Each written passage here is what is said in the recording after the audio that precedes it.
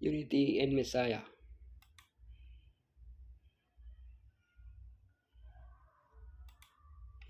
Unity in Messiah. I appeal to you, brothers, in the name of our Lord Yeshua Messiah, that all of you agree, and that there be no divisions among you, but that you be united in the same mind and the same judgment. After greeting the Corinthians and praising them for their spiritual growth, Paul goes on to address the first of the problems affecting the church, the lack of unity. Throughout the epistles to the Corinthians and others that Paul wrote, we see how he gives us guidelines to solve this problem, which can also affect churches today. One point is clear from the outset. Unity in the church cannot be achieved through human effort. Only by focusing on Yeshua can we attain unity. Problems that cause disunity, divisions, and contentions. How to maintain unity. Unity in Yeshua, wisdom and maturity, service and humility, respect for leaders. Problems that cause disunity,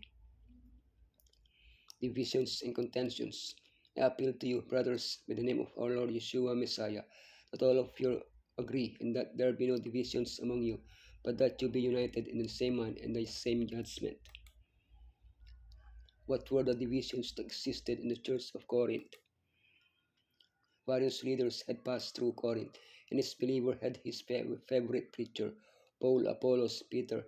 This had reached the point of generating disputes among them. Without realizing that they were all preaching a common message, they focused on irrelevant aspects. Slowly, the life of the church was affected.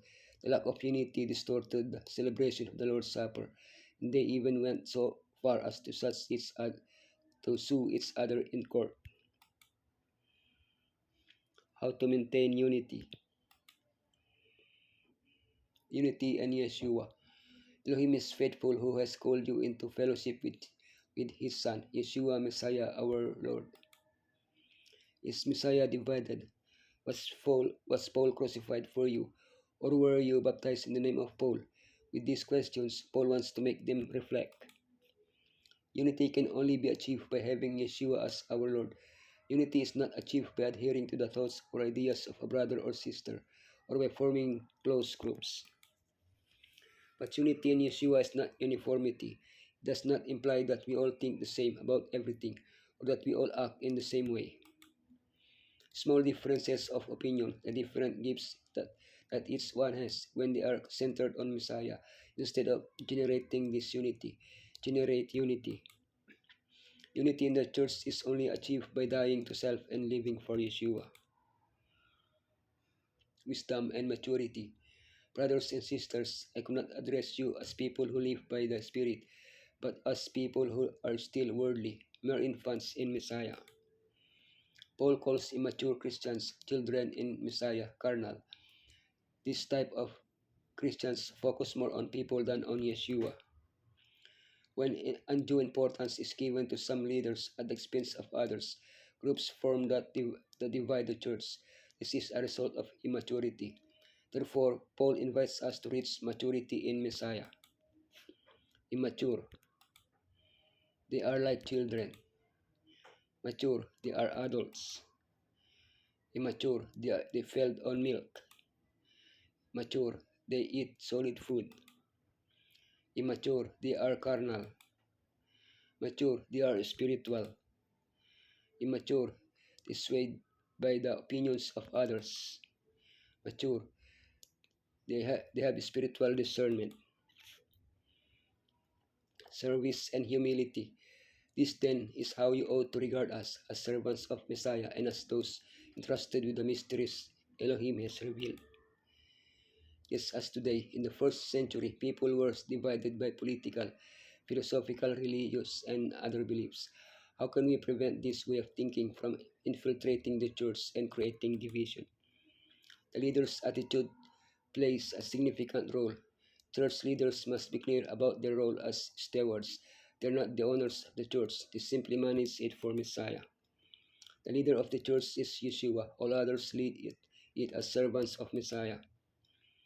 The servant whom administers must behave as his Lord behaves, always willing to humbly give himself to the service of others. What unity would there be in the church if everyone, not just the leaders, but every single member acted this way? Respect for leaders. Now it is required of stewards that they be found faithful. The existence of rivalries and factions surrounding leaders does not mean we should reject them. On the on the contrary, Paul supported and defended Apollos' ministry and his work in Corinth. When leaders act faithfully, they are worthy of honor. But even when they do not receive that honor, they remain faithful because they know that it's Elohim Himself, not men, who should judge them. Christian leaders follow in the footsteps of Yeshua by being willing to suffer for their brothers and sisters, and even if necessary, to die for their ministry.